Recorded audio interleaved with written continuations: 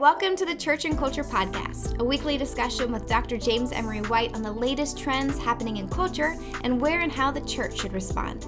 Jim is the founding and senior pastor of Mecklenburg Community Church in Charlotte, North Carolina, president of Serious Times, a ministry devoted to exploring the intersection of faith and culture, former professor of theology and culture at Gordon Conwell Theological Seminary, where he also served as their fourth president, and the author of more than 20 books. I am your host, Alexis Dry, and I can't wait to dive into this week's conversation. All right, well, welcome to today's conversation. It is not news that the vast majority of single parents are women. According to the U.S. Census Bureau, nearly 1 in 4 children lives without a father in the home. Neither is it news that studies consistently show that children do struggle acutely from the lack of having a father figure in their lives. But what I did find new and noteworthy was this recent article from the New York Times was written by Claire Kane Miller about the absence of not only fathers, but also just men in general in the lives of children. Jim, you read the same article I did. So could you summarize a little bit of her findings for our listeners? Yeah, they're not anything new. It was just, it'd been found over and over and over again. It's just a sad dynamic of our culture, or a tragic one. She found, as others have before her, that many boys just have fewer male role models. I mean, let's just cut right to the chase. They just have fewer male role models in their daily lives. And while men still fill a lot of positions that boys see, it's kind of from a distance, in culture. The people who interact with them on a day in, day out basis, that actually know their name, that they're being shaped by, molded by in terms of interaction, are women, almost entirely women. So occupations like pediatrics have switched to mostly being done by women, while others that were always fairly female dominated, like teaching, have become even more so. Just if you were just asked the average person, babysitter, male or female, they say, well, probably female. Preschool teacher, they say probably female. Childcare workers, maybe even social workers and kindergarten teachers and guidance counselors and tutors and just keep going down the list. Even pediatricians, whatever. Volunteer mentors, overwhelmingly women. A lot of academic research on the role model effect has been done on girls, interestingly, and how they're shaped and needed for all of that. But studies are increasingly showing that boys are no different, and they really need men in their lives. And when there are men in their lives, it helps them. I mean, of a positive role model in their lives. And a lot of studies have been done about how primarily, African-American boys do better in neighborhoods where there are more fathers around, even if it's not their own father. So growing up without a father at home, as you mentioned, 1 in 5 children now do, particularly disproportionately, and I think maybe that's the headline, disadvantages boys. And that study after study has just shown that they're just more profoundly impacted by that, even than young girls who don't have a similar female role model. Yeah, so what is this lack of male role models? How does that translate, or how are we seeing the impact of that absence on, for example, the self-esteem or behavior of young men? Yeah, at a crucial time in their lives, boys are just being increasingly cared for by women, especially the many boys whose fathers are not a regular presence. And the lack of the male role models, researchers are saying, and this is more of what the article brought up, parents, young men, those who work with them, it's just contributing to their struggles in school and in employment, that lack of male role models in those areas. And the overall feeling that these boys have of just being adrift. Boys have, again, examples of men in power. It's not like there's not men that they see in some type of authority role. But and boys also learn from female role models. I mean, that's a given. But research suggests that it's the adults whom children personally know, and who share their gender or race, who have the biggest impact, have the biggest effect on them. They influence children by representing what's possible and modeling behavior and empathizing from shared experiences. So Their presence is found to improve educational performance, career decisions, motivation, relationships. It's pretty holistic and pretty comprehensive across the board. You recently gave a seminar at Mecklenburg Community Church for the men of our church, particularly the fathers. And while I wasn't in attendance, you We did didn't let you. you did let me, however, glance over your manuscript for that. And I noticed that you pointed out that while daughters need fathers, obviously, just as much as sons do, that there is like a unique impact that a father can have in a boy's life. And so, therefore, there is a unique harm that can be done to that son if a father is absent or distant. Can you share a little bit more with us about that now? Before I get into that specifically, let me just say something just kind of off the top of my head. As you were even asking that question, I just wish there was the opportunity to talk more bluntly about the need and influence of men, and particularly when operating as a father figure in the lives of women and boys, that could be made clear without denigrating the role of a woman or a single parent mom or any of that, or even trying to make them feel like somehow, well, now I'm just set up for failure because I don't have that person in their life. We could do a whole podcast on how God shows up for single parent moms in an incredible way. And as I often like to remind people on this subject, Jesus was raised by a single parent mom.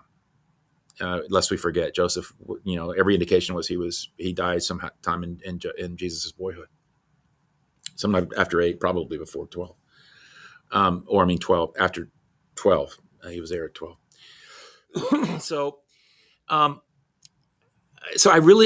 just want to get back to this idea that there is something very important and influential of a man's role, a father's role in a daughter's life, in a granddaughter's life, a father's role in a son's life, and a grandson's life, and without taking away from others. So anyway, having said that, yes, what is it about a father and a son? And I was talking to a group of men in our church. We were having several seminars actually this year that you had kind of prompted me and others on doing, where we had, this was the third this year of just kind of a men's only type of focus. And this was the third of those three, and all of them were just stunned us by their attendance. But I did want to make a case as a father to those men about the unique role of men to boys. And I also had a whole section on fathers to girls, but I'll just talk about, because of the nature of this podcast, what it was for boys. Boys are unique from girls. And there is a different, fathers have put on two hats, the girl dad hat and the boy dad hat, if they're going to do it well. But when I talked to them about putting on the boy dad hat, I said, okay, the old line, what are girls made of? Sugar and spice and everything nice. And we all know that ain't true of boys. It is snakes and tails and puppy dog tails and, BB guns and firecrackers and mud and dinosaurs and mini bikes and football and wrestling and pillow fights and, tree houses and go-karts and spiders and playing war and fight and wrestling and everything else. And I had one of my grandsons the other day show up, and the first thing out of his mouth was, "Where are the swords?" It's like, okay, we'll go see if we can find some swords. We'll have a sword fight. That's a boy. And I did have the fortune of having two girls and two boys, so I do know the differences and with that. And what I talked with them about, let me kind of give a bit of a longer answer. When I talked to them, I really went into this idea, first off, about how important it is for a father to give a blessing. I mean, biblically, this is not talked about enough, that how deep the blessing idea went in the Bible between a father and a son, and how we've kind of lost a little bit of just about that idea. Gary Smalley and John Trent, by the way, did a really good book on this, I think several years ago, about blessing. And they talked about how in the Bible, this is really where a father would lay hands on a son, and they would speak a very specific verbal message expressing encouragement, love, acceptance. to that child, talk positively about their future, and then pledge themselves to making that future happen. It was almost transactional in nature, something that you were bequeathed. It was almost like, this is my will. I'm leaving you my will, and my will is my blessing. And there's if you want that fleshed out in terms of how tangible it was and real it was and transactional almost it was, just you don't have to go any further than the story of Jacob and Esau in the Bible. And when the day for Esau's blessing came, he went all out to make it special. He knew it was going to be special. It was a special event. He hunted for his father's favorite game, cooked it to his father's taste, all to get that approval and that favor. And then he brings the meat to his father, only to find that his father had been deceived by his younger brother. And if you're familiar with the story, Jacob kind of got hair on him to kind of try to look like Esau and smell like Esau and all these kinds of things. And his father's eyesight was bad, and so Jacob was able to trick him into giving him the blessing, which again was highly significant because in biblical times, once a blessing was given, it was done; it was irretrievable. And so, as soon as Isaac had finished blessing Jacob, Esau comes in from the hunt, brings it to his father, and he says, I'm ready for my blessing, and if you'll give it to me. And Isaac said, "Who are you?" He said, "Oh, I'm your son. I'm your firstborn son, Esau." And Isaac, Scripture says, began to just shake uncontrollably. He was that viscerally, emotionally upset that the blessing had been given to somebody else. And he said, I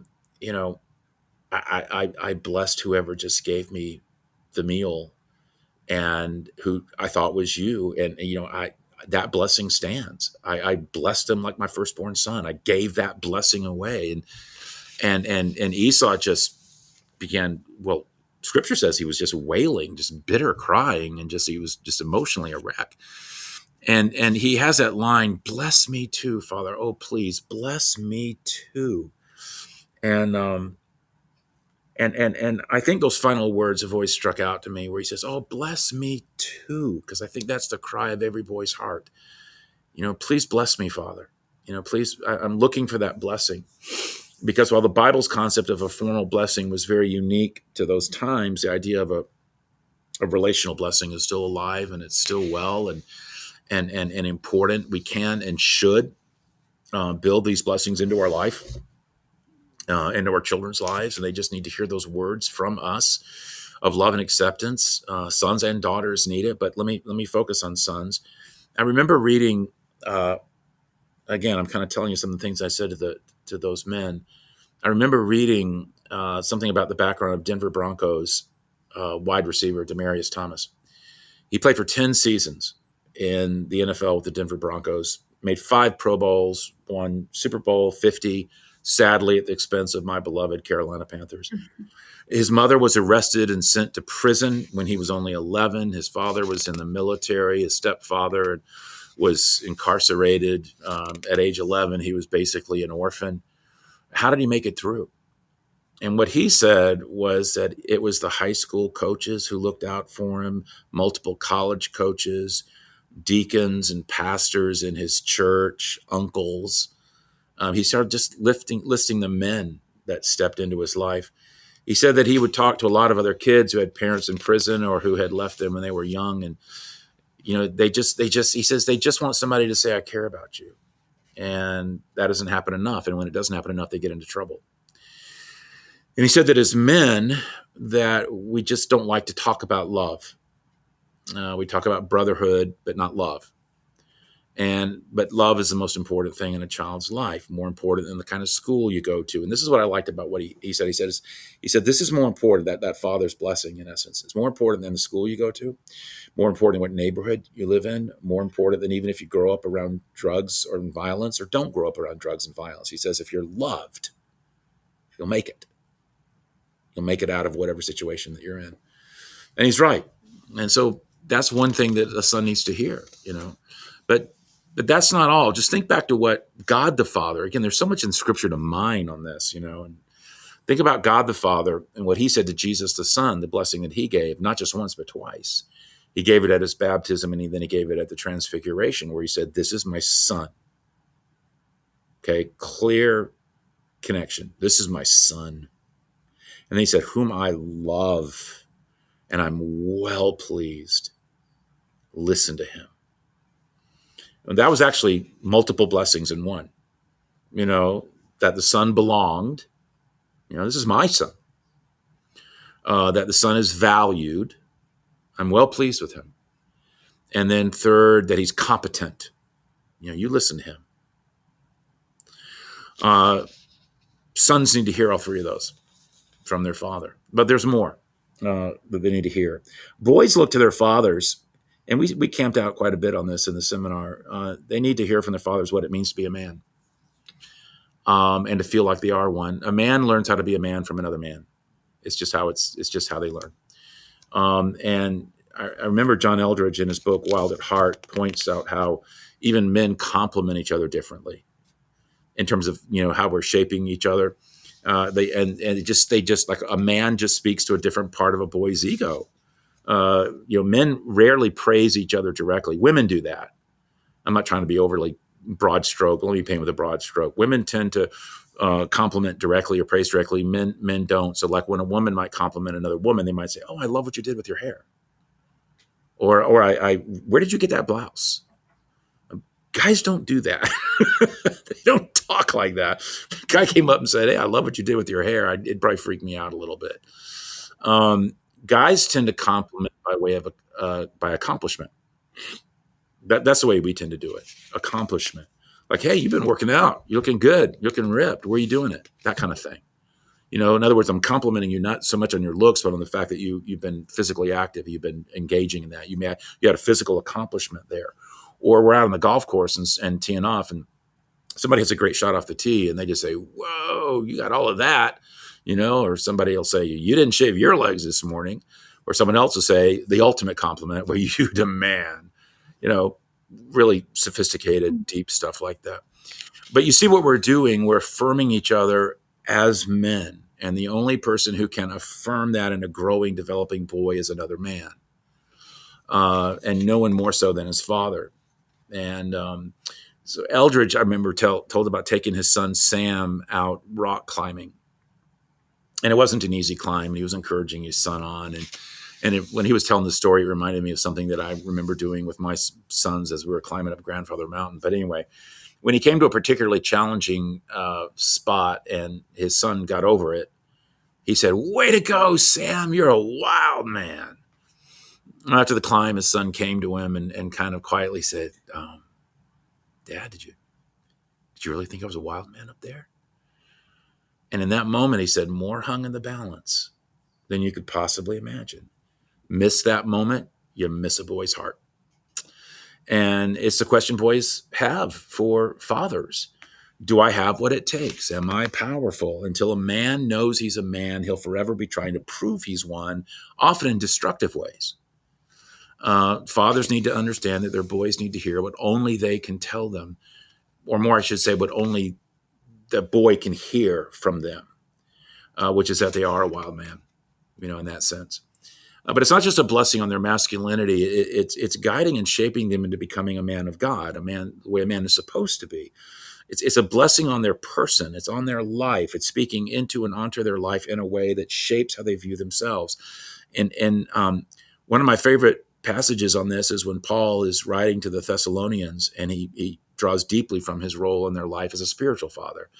And he says, with you, I was like a father. He just comes out and just says it. I was like a father with you. I was trying to be like a father with you. And then he goes on to say what that meant. And he says, I held your hand. I whispered encouragement. I showed you step by step how to live well before God. I was, who wouldn't want a father like that? Understanding and encouraging and merciful and compassionate and loving and tender and patient. It's a blessing only a father can give. And it reminded me of a story of a teenager, old story, but it just stuck with me, who had some kind of large and disfiguring birthmark on their face, and red, and just kind of like it just took over like half or more of their face, but it didn't seem to bother him in the slightest. And he was well liked. His self-image seemed secure, and he wasn't just self-conscious about it. And finally, another kid asking a question that only a kid would ask, said something like, "Well, aren't you aware of the fact that you got this big birthmark on your face? I mean, why are you acting like it's not there?" Or whatever. And he says, "Well, of course I'm aware I've got this birthmark on my face." He says, "Well, doesn't it bother you?" And he said, "Well, when I was really young, my father started telling me that the birthmark was there for two reasons. One, that's where the angel kissed me.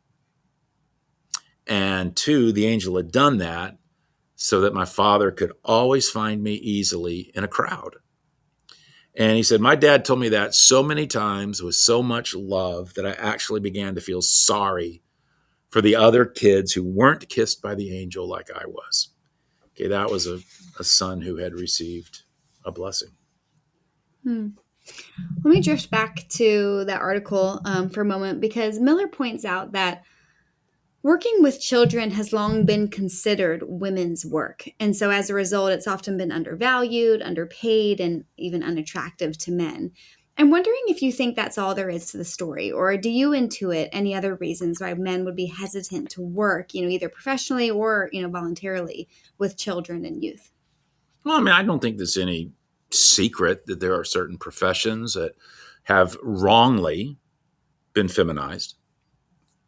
What I mean is that they have just become associated with women, and as a result, men either never consider them or they have a bias against them.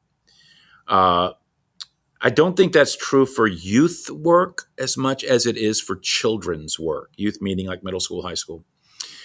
And I don't think it's true in the area of sports either.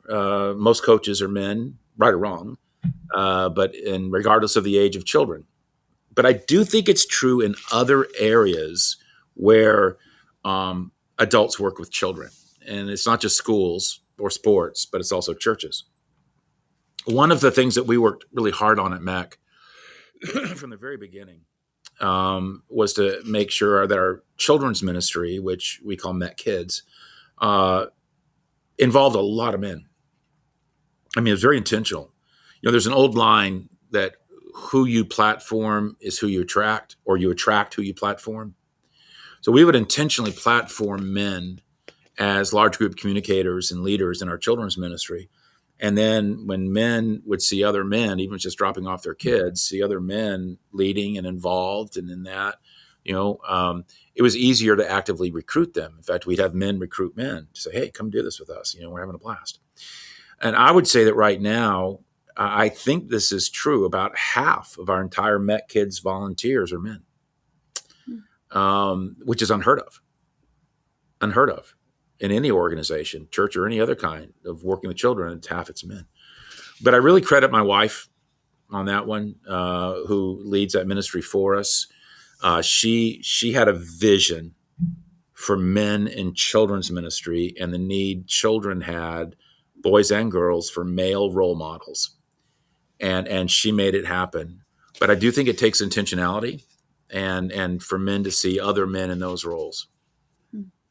I want to come back to that in a second. But first, I remember you mentioned earlier that men are not lacking role models in areas of power or authority, that men still fill most positions of power across American society.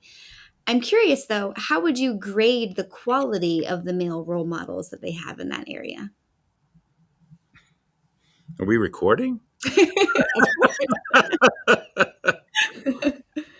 Glenn Stanton, we'll put this in the show notes. Glenn Stanton wrote an interesting article titled "Manhood is Not Natural."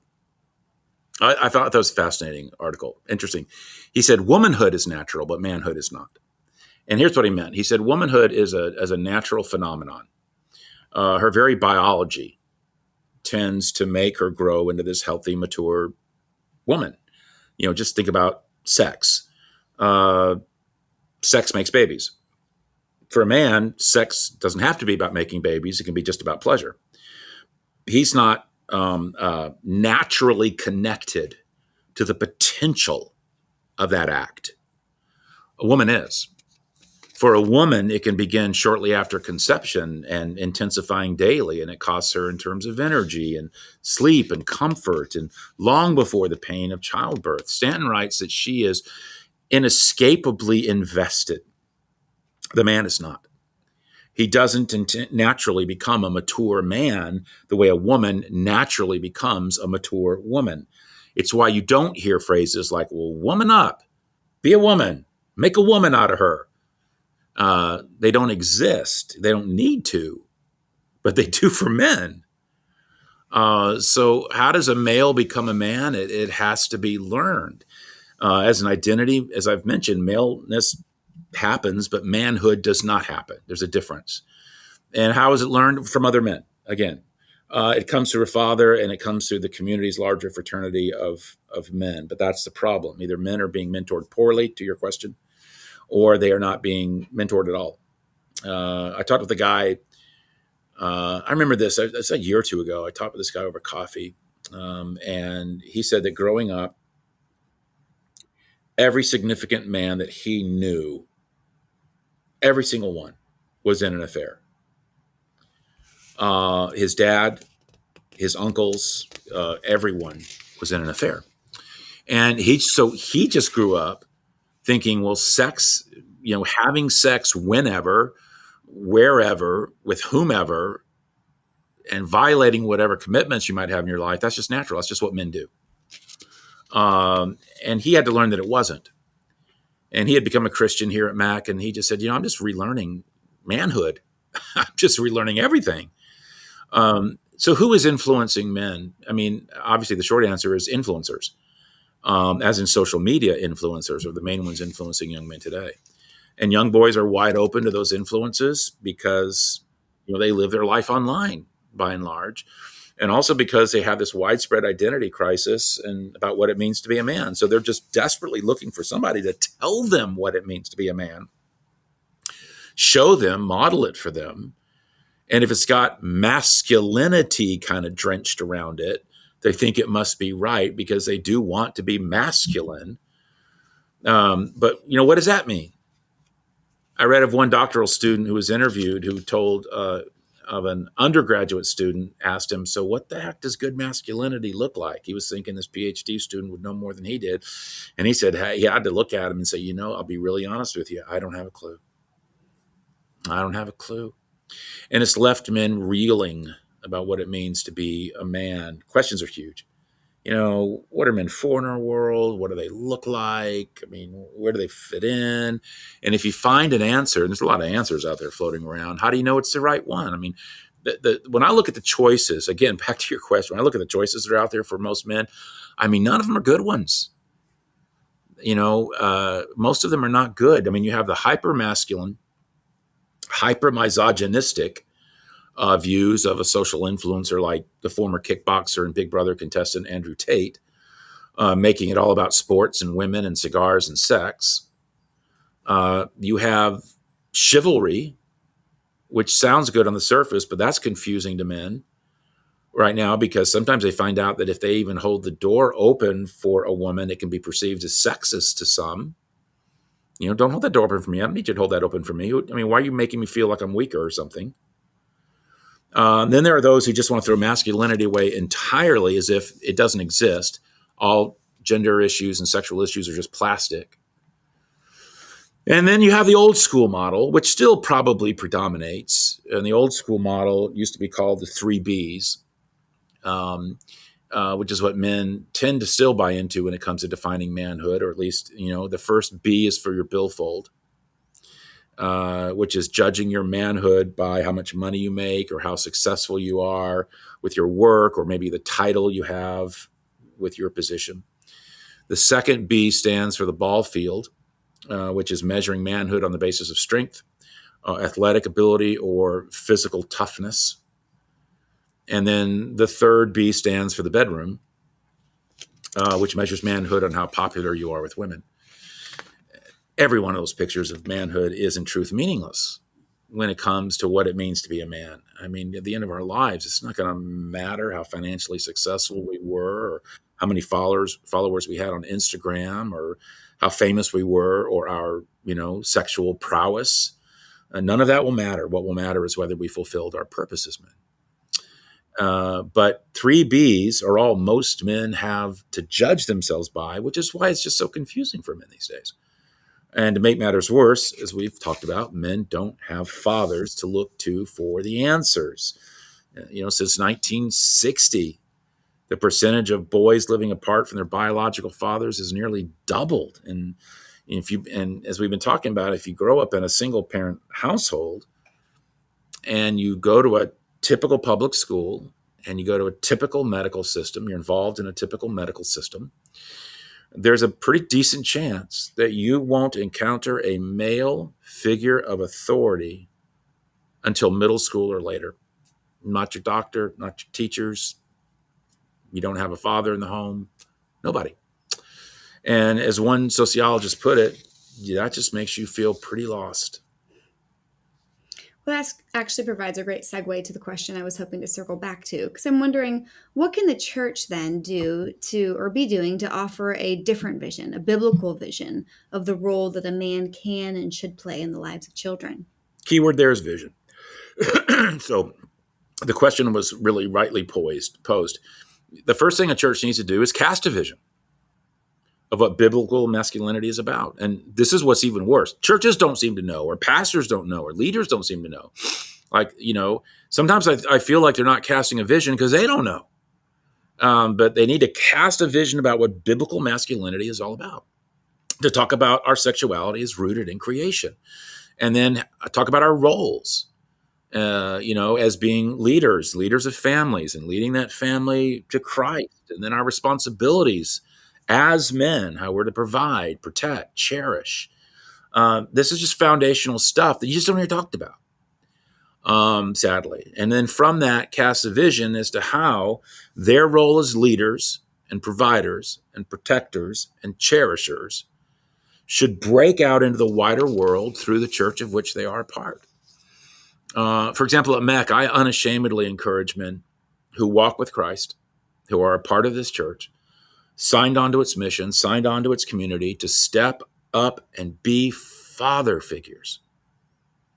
I tell them that this church needs them to stand up and start being the kind of father to their family that they are supposed to be, and be that kind of father to others that might need a father. Let me give you an example. I brought this with me because when I know you're talking about fathering, I knew I wanted to bring this. So let me find this and get it right. This was a letter I received back from a single parent mom. And let me just read this letter. This was addressed to me. She said, "Your message this weekend really got to me." I was talking about community apparently that weekend that we have. She says, "Your message this weekend really got to me. There really is so much community care going at MEC that really does go unmentioned or unnoticed. I feel prompted to let you know what a gift the family at MEC is giving both my son and me. As you may or may not know, my son's father places him at the bottom of his list of priorities, and his involvement with my son is minimal to non-existent. This weekend, my son finally vocalized that he knows his father does not treat him the way a father should. His journal entry at school summed it all up and touched his teacher's heart. He wrote, 'My father hates me, does not want to be a part of his family or my life. That's okay, because God is my real daddy, and he loves me.' And then he said, he gave me John, Billy, Jonathan, and Michael to make sure I'm okay." And by the way, John, Billy, Jonathan, and Michael were 4 men in our church who served in our children's ministry during that season. And then the mother writes, "That speaks volumes about what Met Kids has taught my 7-year-old during the past 3 years." She said, "What a gift." And then she adds, "As a single mom, there are things I just cannot do for my son. It is just so overwhelming to know that there are men in the church who will step up and help out in the areas I need it. Please know how thankful I am." I just tell our men, hey, look, anytime you step into a child's life, your own or anybody else's, um, and bring what only you can bring. I mean, it really does make a difference. And men, I just tell men, listen, children need what only you can bring to bear, and bring it first by doing it in your own home. That's where it begins. Be that father. And then as God leads, let that father heart spill over and out, and think about getting involved and working with children or middle school students or high school students. And then offer it, just offer it to a kid who needs a male role model. Because there are so many who need it. And I was talking to a young man today who serves in Met Kids. And he is just this fantastic young man. And he was talking about how rewarding it was for him to work with Met Kids, and how when he is invested in them, he finds that when he goes to the class, all these little boys just all flock and run to him. They're just drawn to him like a magnet, desperate for that kind of interaction. They just need a father figure, and they need that father figure to answer their deepest father questions. Am I strong? Am I valuable? Am I loved? The kinds of things that God said to Jesus to affirm. And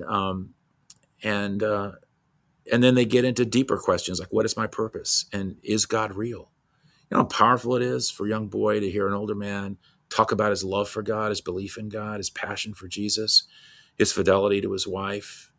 I mean, you kidding me? It shapes a child for life. It's just the voice of God into their lives. It can be. And God chooses father figures in the church to speak those words of life. And it's not just kids who need this. I mean, this is just, we're talking about men, so I'll stay focused on that. As I approach my final years, in this run, I see how clear this hole is in young men, not just children, middle-aged men. And I just see what a 45-minute coffee can mean to a guy in his 30s or 40s, from someone who might be something of a father figure to him, or could be a father figure to him, someone they respect, they look up to. There's a wonderful verse in the book of Malachi that I like, and is where he declared that as the end of time nears, there will be those who work toward a very specific end. There'll be a movement, if you will, toward the end. And it says they will turn the hearts of the fathers to their children, and the hearts of the children to their fathers. There'll be this movement of that. And I think that's an amazing vision, to turn the hearts of fathers to children and the hearts of children to fathers. That's what God wants to see break out in the community of faith that he's called together. Not because mothers don't matter. Again, I don't want to feel like I have to qualify this. That's a given. We could have a whole other podcast on that. But it's just because we so often forget the importance of fathers and the power of fathers, and how no matter our age, we never outgrow the need for a father figure in our lives. And so start leading as one. I think we can end on that charge then. Thank you, Jim. Thank you guys for joining us, and we'll catch you again next week.